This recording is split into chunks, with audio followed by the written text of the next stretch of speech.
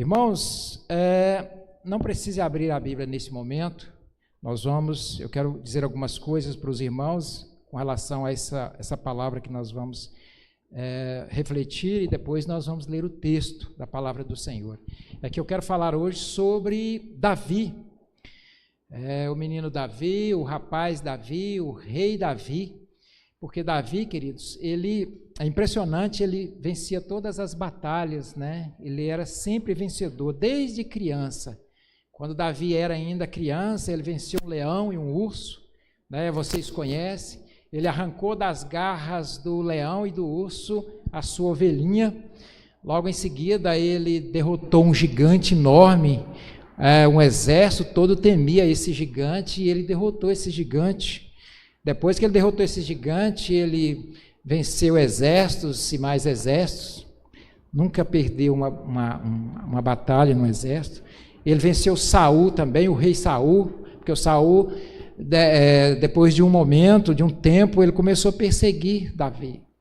E de repente ele saía com seus melhores homens, com seu general ao encalço de Davi, e de repente Davi estava com Saul na palma da mão.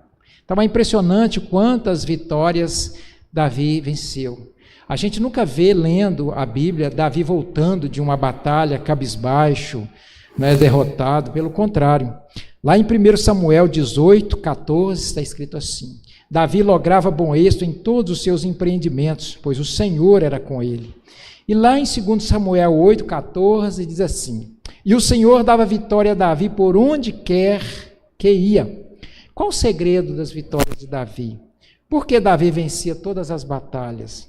Por que ele lograva bom êxito em tudo o que fazia? Por que será? Quais são os segredos das vitórias de Davi? Eu não vou falar agora, daqui a pouco eu conto para os irmãos. Vamos abrir as nossas Bíblias então em 2 Samuel, capítulo 10, versículos de 1 a 10. 1 Samuel, capítulo 30, versículos de 1 a 10. Os segredos das vitórias de Davi. Por que Davi vencia todas as batalhas? Qual seria o segredo de Davi? A palavra do Senhor diz assim, a partir do versículo 1 de 2 Samuel 30. 1 Samuel 30, não? 1 Samuel 30, versículos 1 a 10. Desculpa. 1 Samuel, capítulo 30, versículos de 1 a 10. Ok? Vamos ler então. Sucedeu, pois, que chegando Davi e seus homens ao terceiro dia a Ziclag, já os amalequitas tinham dado com ímpeto contra Su e Ziclag, e a esta ferido e queimado. Tinha levado cativas as mulheres que lá se achavam, porém a ninguém mataram, nem pequenos nem grandes. Tão somente os levaram consigo e foram seu caminho. Davi e os seus homens vieram à cidade e ele queimada, e suas mulheres, seus filhos, suas filhas eram levados cativos. Então Davi e o povo que se achava com ele ergueram a voz e choraram até não ter mais força para chorar. Também as duas mulheres de Davi foram levadas cativas, Ainoã, a jezreelita, e Abigail, a viúva de Nabal, o carmelita. Davi muito se angustiou, pois o povo falava de apedrejá-lo. Porque todos estavam em amargura, cada um por causa de seus filhos e de suas filhas. Porém, contudo, todavia, Davi se reanimou no Senhor seu Deus. Disse Davi a Abiatar, o sacerdote, filho de Aimeleque: traz-me aqui a estola sacerdotal. E Abiatar a trouxe a Davi. Então consultou Davi ao Senhor, dizendo: perseguirei eu o bando, alcançá-lo-ei. Respondeu-lhe o Senhor: persegue-o, porque de fato o alcançará e tudo libertará. Partiu, pois, Davi, ele e os 600 homens que com ele se achavam, e chegaram ao ribeiro de Besor, onde os retardatários ficaram. Davi, porém, e 400 homens continuaram a perseguição, pois que 200 ficaram atrás, por não poderem, de cansados que estavam, passar o ribeiro de Besor. Senhor, nós lemos a Tua palavra, nós te agradecemos pelas Tuas bênçãos, pela Tua graça, e pela leitura, Senhor Deus, da Tua Santa Palavra, e queremos expor agora que o Senhor nos oriente, nos ensine, para que possamos ser edificados nesta noite por Ti mesmo, Senhor. Nós te pedimos e oramos em nome de Jesus. Amém. Queridos, quais foram os ofícios de Davi? O que Davi fez ao longo de sua vida? Davi foi pastor, músico, poeta, escritor, soldado e rei, finalmente.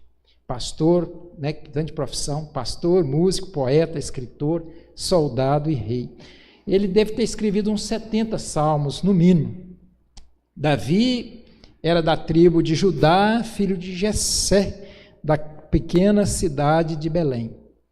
Quando Josué invadiu Jericó, vocês estão bem lembrados, tinha lá uma mulher, uma prostituta, que acolheu seus espias, né, protegeu seus espias, e eles, depois que venceram, derrotaram todos os moradores daquele lugar, um homem da tribo de Judá casou com Raabe. Raabe era o nome dela, que acolheu, creu no Senhor, se converteu, e de Salmão e Raabe nasceu Boaz, um moço chamado Boaz, que casou com Ruth, a Moabita, filha de Ló, da descendência de Ló. E Boaz e Ruth teve Obed, e Obed teve Jessé, e Jessé teve Davi, e de Davi vem Jesus, o Senhor. Nós sabemos que o primeiro rei de Israel foi Saul, não é? No reinado unificado, né? Saul, Davi e Salomão. Mas Saul não foi um rei de acordo com a vontade de Deus. Ele não é fruto do desejo de Deus, mas do desejo do coração do povo. Porque o povo disse a Samuel: nós queremos um rei como as outras nações. Todas as nações têm rei e só nós não temos um rei. E Deus deu Saul para provar, para disciplinar o povo de Israel, para mostrar que ele era Deus, que ele era o Senhor. E Saul foi um rei desobediente, ele não foi um rei que agradou o Senhor, um rei segundo o coração de Deus. Várias coisas que ele fez, né, que desagradou o Senhor muito, ele desobedeceu o Senhor, ele não era submisso ao Senhor. Um exemplo é um sacrifício que ele fez, ele não deveria ter feito, porque ele não era sacerdote. Numa guerra contra os amalequitas, o Senhor disse: olha, antes de vocês saírem a essa guerra, vocês devem sacrificar, fazer um sacrifício antes de ir nessa guerra. E Saul esperou Samuel, porque Samuel era o profeta, durante 7 dias. E nesses 7 dias, Samuel não apareceu, ele mesmo sacrificou. E quando Samuel chegou, Samuel exortou muito Saul o atrevimento dele, e disse: olha, o Senhor te rejeitou, porque você desobedeceu o Senhor. E ele prosseguiu com o reinado. Houve uma segunda guerra, não é? Agora com os amalequitas, e o Senhor ordenou que Saul deveria ir aos amalequitas e destruir todas as pessoas de lá, destruir o gado, destruir tudo, acabar, queimar aquele lugar. E Saul foi e destruiu, queimou, só que ele poupou o melhor do rebanho, das ovelhas, dos gados, ele poupou o rei, e isso foi a gota d'água. E o Senhor disse: olha, Samuel, você está sendo muito bonzinho com Saul, eu não quero mais, não aceito mais. Você vai a Jessé, lá em Belém, na casa de Jessé, e vai ungir o meu novo ou o meu futuro rei. Futuro rei, não é, que é Davi. Por que futuro rei? Porque Davi, ele não começou depois da unção ser rei, até porque ele era um adolescente, ele deveria passar por várias etapas para que ele pudesse ser o grande rei que foi, né, o rei de Israel. E a primeira etapa do rei de Davi foi como pastor. Ali ele aprendeu, não é, a liderar, a pastorear como Cristo, não é, como o próprio Deus pastoreia com amor. Ele, como vocês sabem, ele enfrentou urso e leão e arrancou de suas garras a sua ovelhinha, arriscando a sua própria vida. Não é? E depois Jesus, o bom pastor, não ia simplesmente arriscar a vida, mas dar a sua própria vida Então ali foi uma etapa, não é, daquele relacionamento com aquelas ovelhinhas, o cuidado dele para com as ovelhas, o Senhor, como que o Senhor dizendo para ele, é assim que é um rei. Um rei é aquele que cuida, que ama, que arrisca a própria vida pelos seus liderados.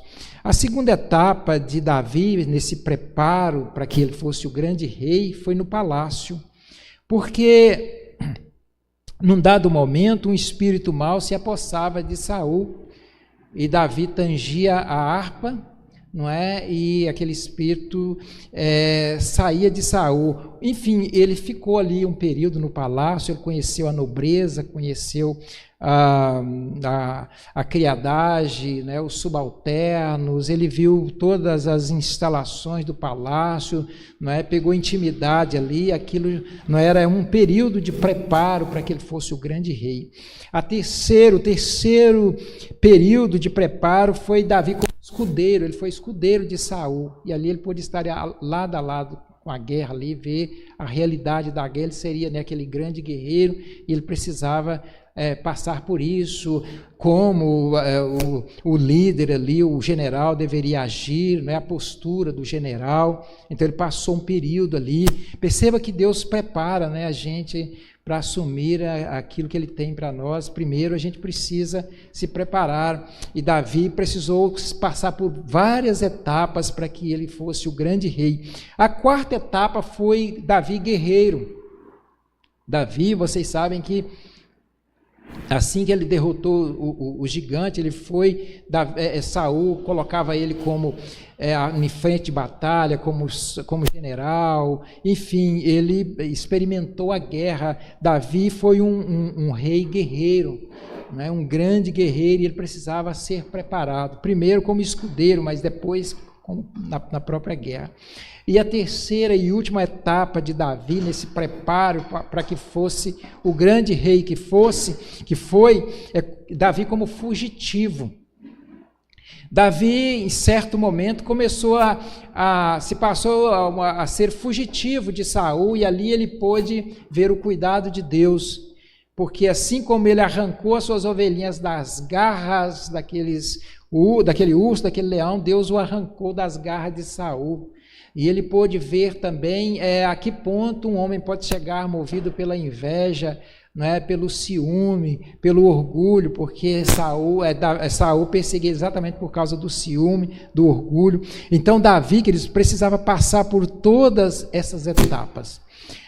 Saul amava Davi muito, mas a história mudou. Tudo começou com o cântico das hebreias, porque as hebreias cantaram assim. Saul derrotou o seu mil, e Davi, porém, os seus 10.000. Saul seu milhar, e Davi os seus 10 milhares. Diz a palavra de Deus que Davi se encheu de fúria, ficou realmente indignado com aquilo, cheio de ciúme, cheio de inveja. A coisa veio à tona assim, de repente, e ele, a partir daí, ele começou a perseguir Saul. Ele colocou na mente, no coração, que ele deveria matar Davi. Às vezes, se eu trocar o nome Saul com Davi, né, vocês sabem o que eu estou querendo dizer. Saul é um, Davi é outro, obviamente. E aí, o que acontece? Começou aquele ciclo, ou seja, o espírito mau se apossava de Saul, Davi tangia a harpa, Saul tentava matar Davi, Davi fugia, Saul reuniu seus melhores homens, seu general, ia ao encalço de Davi. Deus colocava Davi nas mãos de Saul, Deus colocava Saul nas mãos de Davi, Davi poupava Saul, Saul chorava, se arrependia, trazia Davi de volta. E a mesma coisa, isso aconteceu por algumas vezes. Ele começava a tanger a harpa ali, porque Saul estava, né, com o espírito mau. Saul tentava matá-lo, ele fugia. Saul ia ao encalço dele, Deus colocava Saul nas mãos de Davi novamente. Davi poupava a vida dele, ele chorava, se arrependia e trazia Davi de volta. Até que chegou um momento que não teve jeito, Davi teve que fugir definitivamente, se refugiar nas cavernas, nos desertos, ele teve que fugir, porque senão Saul iria de fato matá-lo. Nesse período ele organizou um exército de 600 homens, Davi, não para combater Saul, não é? Mas para outros objetivos. Ele nunca levantou a mão contra Saul em momento algum, não é? Contra o rei de Israel. E ele organizou esse exército. Nessas alturas ele constituiu família, ele tinha filhos. Os seus soldados também tinham filhos, e ele, para proteger essa parte mais frágil, ele procurou asilo, procurou refúgio no rei Aquis, rei dos filisteus, seu maior inimigo, porque ele tinha derrotado o gigante que era dos filisteus. E ele foi acolhido por Aquis, o rei Aquis. O rei Aquis acolheu ele e deu uma cidade para ele e para os seus homens, chamado Ziclag, para que ele pudesse morar ali. E Davi e os seus homens, eles ficaram ali, moraram exatamente 1 ano e 4 meses nessa cidade de Ziclag. Durante esse tempo, o que Davi fez para conquistar muito, muito mesmo a confiança do rei, de Aquis? Ele saía, derrotava a cidade dos amalequitas, matava todo mundo ali, queimava aquela cidade, e cidades até dos filisteus também, matava todo mundo para que ninguém o delatasse, e voltava. Quando ele voltava, o rei Aquis dizia: ô Davi, você pelejou contra quem nesse momento agora? E ele dizia: olha, eu derrotei, eu destruí cidades de Judá, cidade do povo de Israel, e trazia todos os despojos, toda a riqueza dessas cidades. Com isso, Aquis pensou no coração e dizia verbalmente: ele realmente é dos nossos, ele é de extrema confiança, porque ele destrói, derrota o próprio povo dele, ele realmente está muito angustiado, revoltado com o povo dele, se ele destrói o seu próprio povo é porque ele é realmente um dos nossos. Então ele colocou isso no coração, e Davi adquiriu uma confiança muito grande de Aquis, como se fosse o filho de Aquis. Até que Israel e os filisteus projetaram uma guerra catastrófica de uma dimensão incalculável. Essa guerra seria terrível. Essa guerra seria tão terrível que o rei de Israel seria morto, os seus filhos também, e Israel seria destroçado pelos filisteus. Então aqui chama Davi e diz: Davi, eu vou acabar com o povo de Israel, vou destruir Israel, e você vai comigo. Você vai me ajudar nessa batalha, você e seus homens. E Davi diz: perfeitamente, é uma chance de eu provar para o meu Senhor o quanto eu sou fiel ao Senhor. E ele disse: tudo bem então. Então, queridos, os príncipes, os governadores das províncias, desse povo, dos filisteus, eles reuniram seus grandes exércitos e saiu um após outro. Cada príncipe, cada governador reuniu seu exército e saiu em direção a Israel. E Aquis foi na retaguarda com Davi e seus homens. Eles iam para a guerra, todos os exércitos, um atrás do outro, e Aquis ia com Saul e seus homens na retaguarda. Caminho de 2 dias é que os governadores perceberam que Davi vinha. E eles ficaram revoltados, ficaram furiosos, organizaram uma reunião lá no deserto, chamou Aquis e disse: o que é que esse hebreu está fazendo aqui? E Aquis, todo diplomático, diz: esse não é o meu servo Davi, que é extremamente fiel a mim, que se desgostou do seu povo, está aqui há mais de ano e não tem nada que o desabone. Esse não é Davi, ele vai com a gente para a guerra. E os príncipes disseram: de maneira alguma. Ele não pode, você não percebe que é uma oportunidade e ele vai fazer isso quando estiver perto do seu povo lá, ele vai voltar para o seu povo, reconciliar à custa de nossas cabeças. E Aquis, não adiantou Aquis discutir com eles, e de jeito nenhum. Aquis vai a Davi e diz a Davi: olha, você para mim é um anjo de Deus, eu confio plenamente em você, mas os príncipes, eu não posso contrariar os príncipes, eles são muitos, eu sou um só. Então eles disseram que você não pode ir com a gente. Davi protestou, né? Que foi que eu fiz? Por quê? Enfim, ele disse: não tem como, de madrugadinha você vai voltar, você pega os seus homens e volte lá para a sua cidade, para Ziclag. De madrugadinha, Davi pega então seus homens, né? Monta em seus animais e vão para Ziclag. 2 dias de viagem, eles chegam a Ziclag e encontram só cinzas e escombros nessa cidade. Por quê? Porque os amalequitas, povo muito covarde, aproveitando a oportunidade, né, que a cidade estava só com as mulheres e os meninos, e também para vingar, porque eu não disse para vocês que Davi invadia a cidade dos amalequitas, não é? E destruía toda aquela cidade. Era a lei da guerra, né? Era o tempo que isso era comum, e eles eram realmente inimigos de Israel, os amalequitas. Mas eles eram muito covardes, né? E eles aproveitaram, sabia que eles tinham ido para a guerra, chegando lá, queimaram toda a cidade. Mas veja a providência de Deus, eles pegaram todo mundo que estava ali, os velhos, as mulheres, as crianças, e não fez mal a ninguém. E pegou esse pessoal e sumiram. A intenção deles certamente era escravizar, não é, todo aquele pessoal ali. E diz que quando Davi chegou com seus homens, que viu aquilo, eles ficaram desesperados.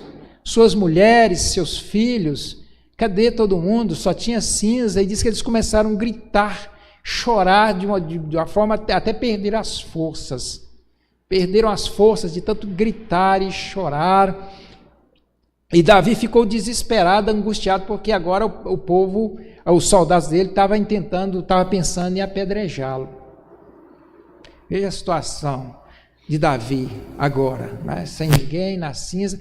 E diz que nesse momento, como ele se reanima no Senhor, ele se revitaliza ali, lembrou, né, de todas as suas vitórias, quem era Deus para ele, e ele se renova assim, naquela situação terrível. E disse ao sacerdote Abiatar, que estava com eles, Saul havia matado todos os sacerdotes, esse único que sobrou refugiou-se em Davi, e Davi chama esse sacerdote e diz: me traga a estola sacerdotal. Trouxe, e ele consultou o Senhor, ele disse: Senhor, eu vou atrás desse bando, eu vou alcançá-lo. E Deus disse: perfeitamente, Davi, você vai alcançar e vai trazer tudo de volta.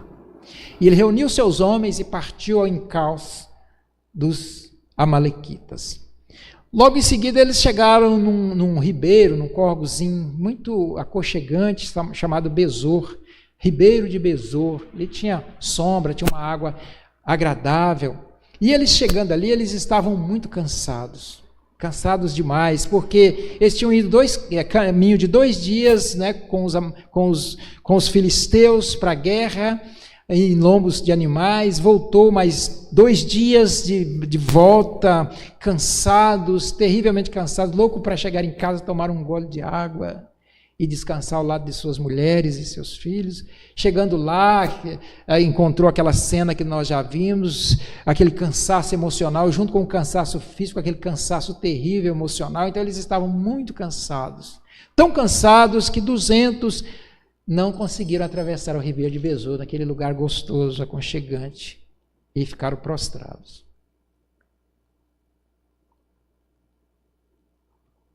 Os outros 400 reuniu a pouca força que tinha e atravessaram o ribeiro de Besor. Conseguiram atravessar, transpor o ribeiro de Besor. Quando eles atravessaram, logo em diante, eles encontraram um moço que estava desfalecido.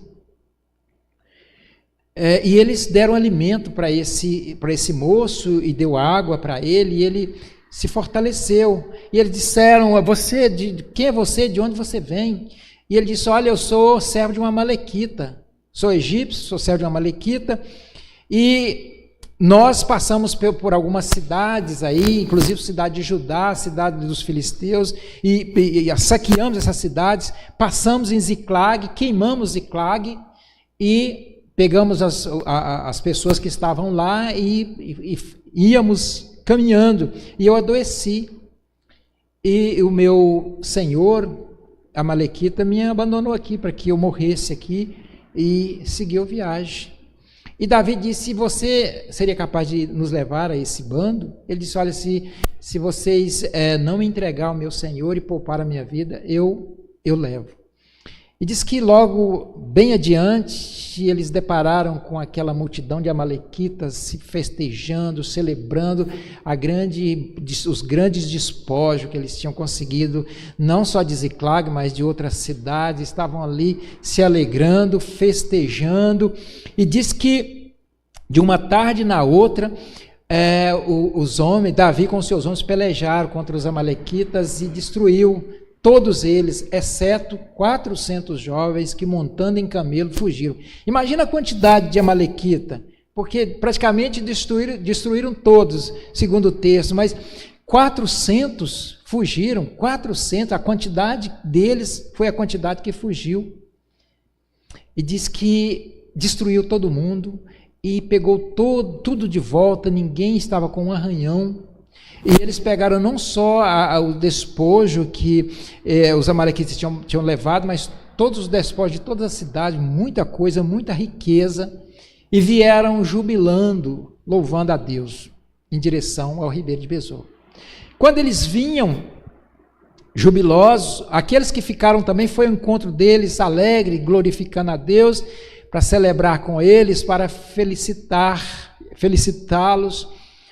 E Davi também vinha feliz em encontrar com eles. Mas diz que alguns deles, alguns homens maus, filhos de Belial, ao chegar, disseram: olha, vocês não vão receber nada dos nossos despojos. Vocês vão pegar suas mulheres, seus meninos e vão-se embora daqui. Vocês não vão receber nada.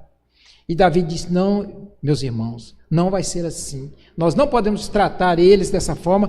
Se Deus foi tão bom, entregou os nossos inimigos, nos deu tudo de volta com muita abundância, não vai ser assim. Nós vamos partir certinho. A parte que cair para nós, eles vão receber e eles vão voltar com a gente e eles vão estar com a gente. E isso foi uma lei em Israel. A partir daí estabeleceu essa lei. Agora sim, queridos, depois de falar sobre tudo isso, eu vou contar para vocês o segredo das vitórias de Davi, porque esse foi só apenas uma das vitórias. Davi, ele ganhava todas, o Senhor era com ele. Qual o segredo das vitórias de Davi? Por que Davi vencia todas as batalhas? Primeiro, Davi, antes de tudo, combatia com as armas de Deus. Veja bem, Davi tinha uma enorme espada, e ele era muito bom na espada, e ele tinha um ótimo escudo. Talvez ele tinha até 2 espadas, mas ele não confiava nas espadas dele, ele não confiava no escudo, ele confiava única e exclusivamente no Senhor, Olha o que ele diz quando ele derrotou o gigante Golias. Olha o que ele diz para Saul: saberá toda essa multidão que o Senhor salva, não com espada, nem com lança, porque do Senhor é a guerra. Davi, queridos, embora um guerreiro habilidoso, ele dependia de Deus para tudo. E era ao contrário de Saul. Davi encontrou sua cidade destruída e estava a ponto de ser apedrejado. E como um comandante, um general, qual é a reação de um comandante numa situação dessa? Aquela deliberação à flor da pele. Essa turma aqui vai para esse lado aqui, essa turma vai para cá, e nós vamos aqui, vamos imediatamente atrás desses malvados. Mas não foi assim que Davi fez. Não foi essa a atitude de Davi. Qual a atitude de Davi, então? Está no verso 8 aí do texto, se você está com o texto aberto. Diz assim, ó: então consultou Davi ao Senhor, dizendo: perseguirei eu o bando, alcançá-lo-ei? Davi dependia de Deus para tudo. Davi dependia de Deus como uma criança, que tudo pergunta à mãe ou pai: eu posso fazer isso, pai? Eu posso fazer isso, mãe? Eu posso assistir televisão? Eu posso fazer isso? Era exatamente isso que ele fazia, porque ele dependia de Deus. Ele sabia, ao longo da história, que todas essas vitórias, desde os ursos, do gigante, todas as vitórias do exército de Saul, ele sabia que não era ele, sabia que era Deus, porque nenhuma dessas ele podia. E o Senhor lhe socorreu mais uma vez. Veja o final do verso 8. Ele confiou no Senhor, ele não tomou decisão por conta própria, e mais uma vez o Senhor o livrou. Olha o verso 8. Respondeu-lhe o Senhor: persegue-o, porque de fato o alcançará e tudo libertará. Eu fico pensando, querido, e se Davi tivesse agido por conta própria? O que teria acontecido se ele não tivesse confiado no Senhor e saído doido, dando espadada no ar, atrás e separado as turmas? O que teria acontecido? Mas Davi nunca agia por conta própria. Eu pergunto aos irmãos agora, Davi ainda menino tinha força para matar um leão e um urso? Imagina um adolescente franzino pegar um leão pela barba. Um leão, sabe o que é um leão? Um leão mata um búfalo e come. Isso é maior do que o episódio de Jonas, que a baleia engoliu ele. Não é inacreditável isso? E ele passou vários dias, 3 dias no ventre daquele peixe. Pois um adolescente pegar um leão desse pela barba e matar e destruir é maior do que isso. O que tem a ver Davi com isso, com a sua força física? Um menino poderia fazer isso? Ou que fosse um urso? Aquela pedrinha era arma suficiente para matar um gigante temido por um exército inteiro, armado até os dentes. Uma pedrinha matar um gigante. Veja que ele dependia do Senhor, ele confiava. É o Senhor que defendia Davi, é o Senhor que pelejava por ele, e ele mostrou isso exatamente quando ele ia enfrentar Davi, enfrentar o gigante. Ele disse: tu vens a mim com espada, lança, escudo, e eu vou contra ti em nome do Senhor dos Exércitos. E pouco antes, querido, ele havia dito a Saul: o Senhor me livrou das garras do leão e das do urso. O Senhor me livrou. Ele me livrará das mãos deste filisteu. 1 Samuel 17:37. O Senhor salva não com espada, nem com lança, disse ele a Saul. Davi sempre lograva êxito por onde ele andava, queridos. Por onde ele andava, ele lograva. Até na sua hora mais difícil, ele confiou no Senhor. Esse era o segredo, até na sua hora mais difícil. Nesses momentos difíceis, é difícil de você não reagir. O instinto do ser humano é partir para cima, ele não tem tempo. Ele disse: a coisa é tão urgente, eu vou ficar perdendo tempo aqui em oração e pedindo orientação de Deus, eu tenho que partir para cima. Essa é a nossa reação, e às vezes por isso a gente se dá mal por causa disso. Davi respirou, se reanimou, se fortaleceu e adquiriu força do Senhor. E eu pergunto a você, ante qualquer decisão, você consulta ou pede a orientação do Senhor? Ou você toma as suas próprias decisões, ou você escolhe a decisão que é mais vantajosa para você? Ou você espera ouvir o Senhor? O que o Senhor quer dizer? Davi, queridos, das cinzas, do fundo do poço, dos escombros, detonado, acabado, ele buscou força em Deus e se ergueu, revitalizou, renovou e partiu para a batalha. A situação dele era terrível mesmo. Lá no verso 6 diz: porém Davi se reanimou no Senhor seu Deus. Qual era a situação de Davi naquele momento ali que ele se reanimou no Senhor? Deixa eu dizer um negócio para vocês. Davi estava sendo procurado por Saul como se fosse um rato, em todos os cantos. Ele amava Saul como se fosse o seu próprio pai. E Saul perseguindo. Ele tinha sido acolhido pelos filisteus e agora ele também tinha sido rejeitado pelos filisteus. Ele não tinha nada, ele olhou lá em Ziclag e viu só cinza. Ele certamente, na mente dele, sua família, todo mundo estava morto. Ele não tinha nada, ele tinha agora só os seus soldados. Acontece que os seus soldados queriam tirar a vida dele. Daqui a pouco ele não tem nem os soldados e nem a vida, nada. Essa era a situação de Davi. Ele estava realmente acabado, ele estava detonado, como se diz. E você, olhe para você, talvez você só vê um monte de cinzas e escombros à sua frente. no campo espiritual, no campo emocional, no campo financeiro, no campo, na ética. Você só vê, você diz, estou falido, está acabado, não tenho chance. E pensando nisso, eu lembro de Jonas, profeta Jonas. Vocês conhecem a passagem, né, o episódio de Jonas. Jonas desobedeceu ao Senhor, assim como Saul. Deus orientou que ele fosse para uma direção e ele foi para outra. Ele foi parar no ventre de um peixe. E ali ele chorou, ele confessou o seu pecado, ele arrependeu. E Deus ordenou que aquele peixe levasse Jonas até a praia e lançasse Jonas ali e restituiu o ministério profético de Jonas. Eu lembro de Pedro e Judas. Pedro e Judas, ambos cometeram pecados semelhantes. O que Judas fez? Judas vendeu Jesus por 30 moedas. E Pedro negou Jesus. Pedro disse, no momento mais difícil, Jesus disse, eu nunca vi esse aí, eu não conheço. Não vi mais gordo. E qual foi a atitude dos dois? Judas foi se enforcar. E Pedro chorou de arrependimento amargamente. Ele confessou o seu pecado, ele se arrependeu. E Jesus o perdoou e restituiu o seu ministério apostólico. Eu lembro de Manassés, rei de Israel, filho de Ezequias, era satanista, terrível. Ele entregou seus próprios filhos para Moloque e destruiu os altares de Deus e construiu altares satânicos. Ele era satanista e matou os homens de Deus. E ele foi levado cativo para a Babilônia e foi lançado numa masmorra fria. E ali ele chorou, confessou os seus pecados e se arrependeu verdadeiramente, e o Senhor o levou de volta para Israel.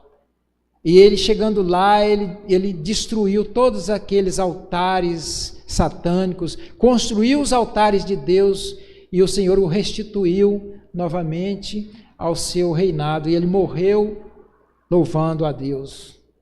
Eu lembro do filho pródigo, é uma parábola, mas nos ensina uma verdade. Aquele filho pródigo, foi degradando até chegar num chiqueiro fedido. Estava à beira da morte, ele ia morrer, e ele disse, eu vou voltar, e vou confessar ao meu pai, dizer, pai, eu pequei contra ti, contra os céus, eu não sou digno de ser chamado teu filho. E o pai o interrompeu, e o abraçou, e o beijou, e deu a ele uma roupa nova, uma sandália, né, um anel, e restituiu o seu direito de filho. E eu pergunto a você, você é pior do que o filho pródigo? Você é pior do que Manassés? Você é pior do que Judas e Pedro? Você é pior do que Jonas? Ainda que seja, Deus é maior do que tudo isso.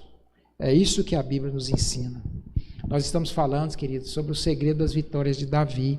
E primeiro, Davi combatia com as armas de Deus. Esse era o primeiro segredo.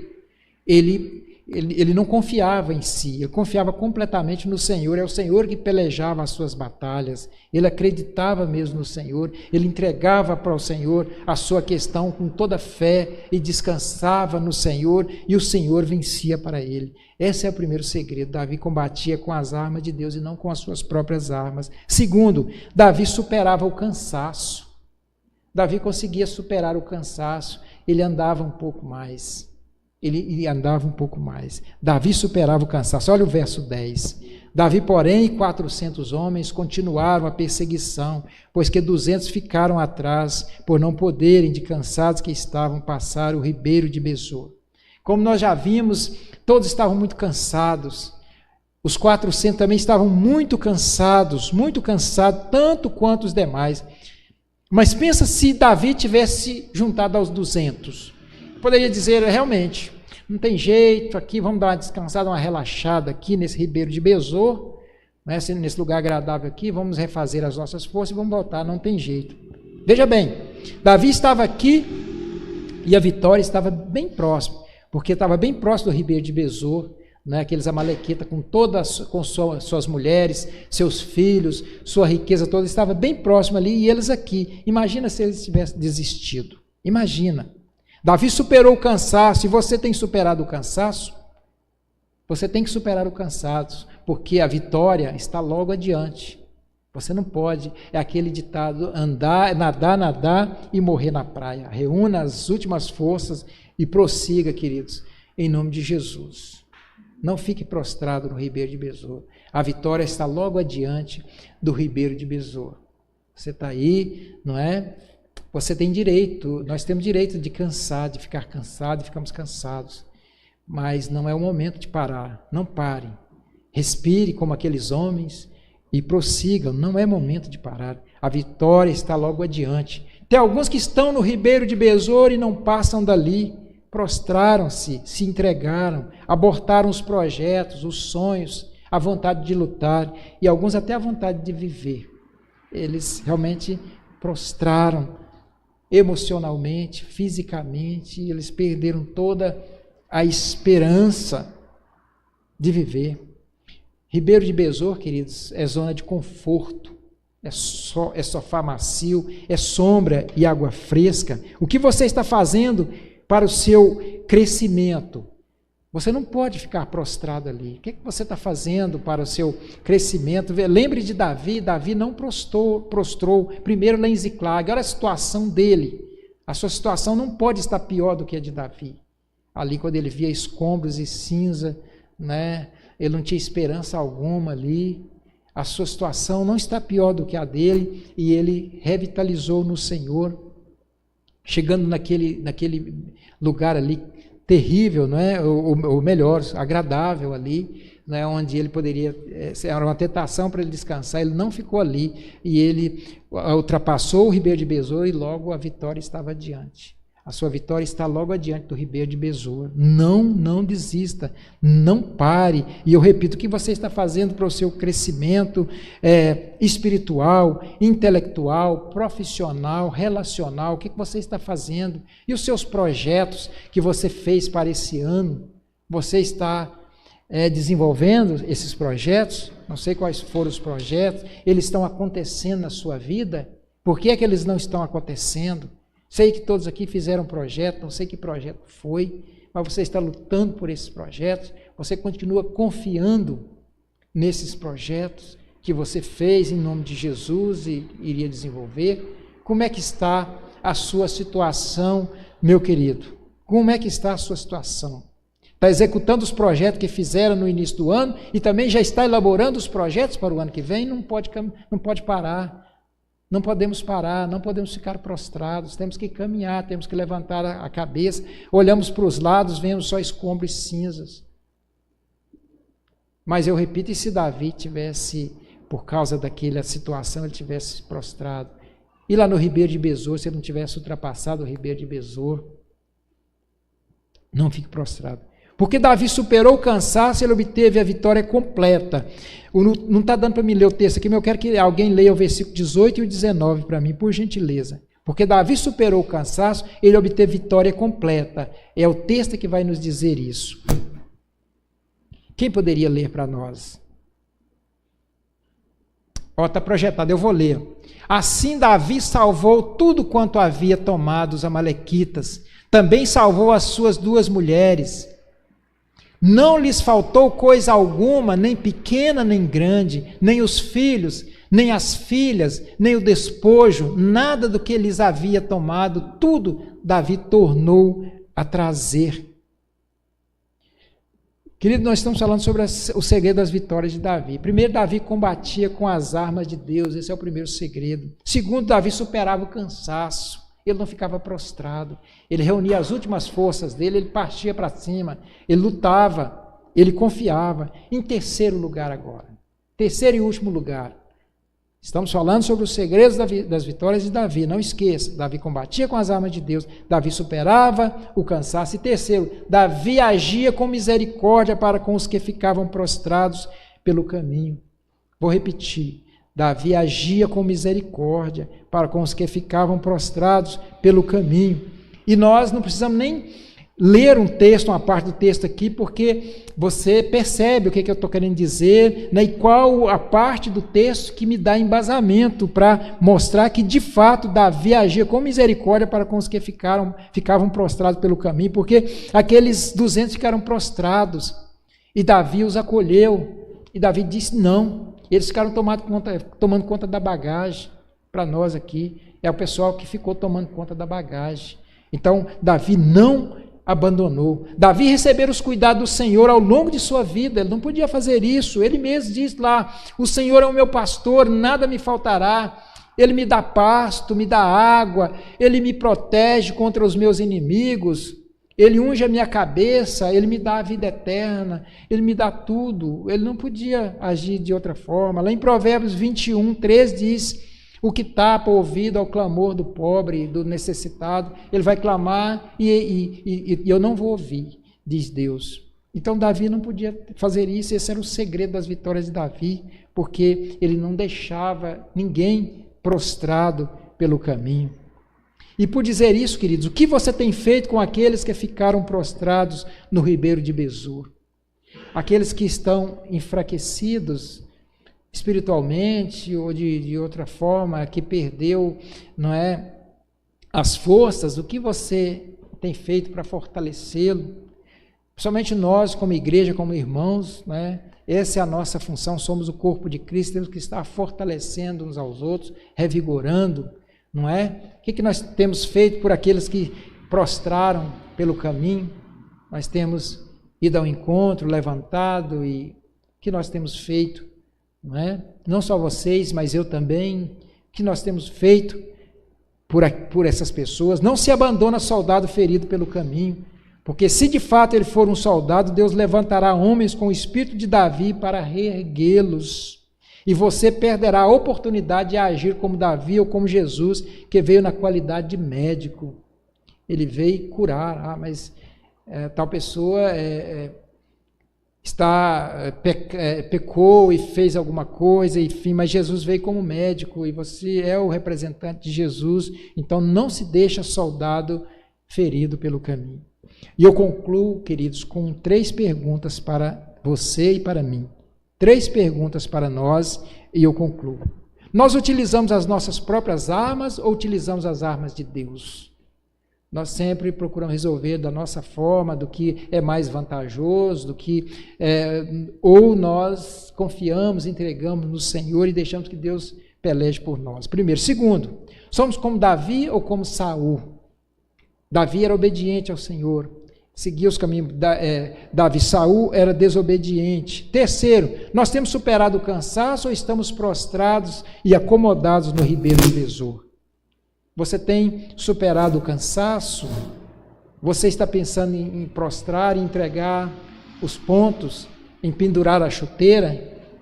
Você está aprendendo hoje que você não deve fazer isso, você deve prosseguir, porque a vitória está logo adiante do ribeiro de Besor. 4.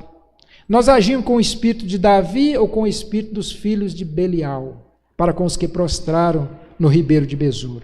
Nós agimos com o espírito de Davi ou com o espírito dos filhos de Belial, para com os que prostraram no ribeiro de Besor? Vamos colocar em pé e vamos orar neste momento, queridos.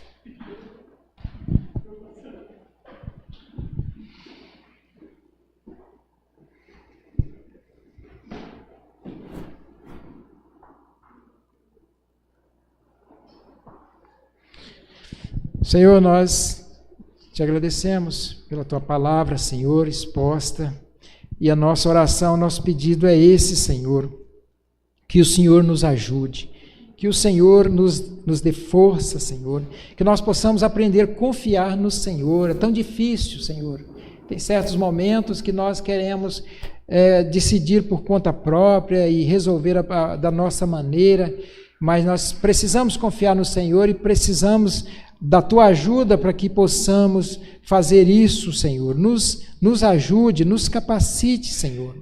Que nós possamos ter misericórdia daqueles que ficaram prostrados pelo caminho, que possamos, ó Pai, fortalecê-los, ó Pai, ser igreja realmente. Ó Senhor, que essa palavra possa falar nos nossos corações de fato. Eu sei, ó Deus, que falou no coração dos irmãos, e que realmente eles possam ir pensando nisso e que possa agir conforme a palavra que eles aprenderam nessa noite, Pai.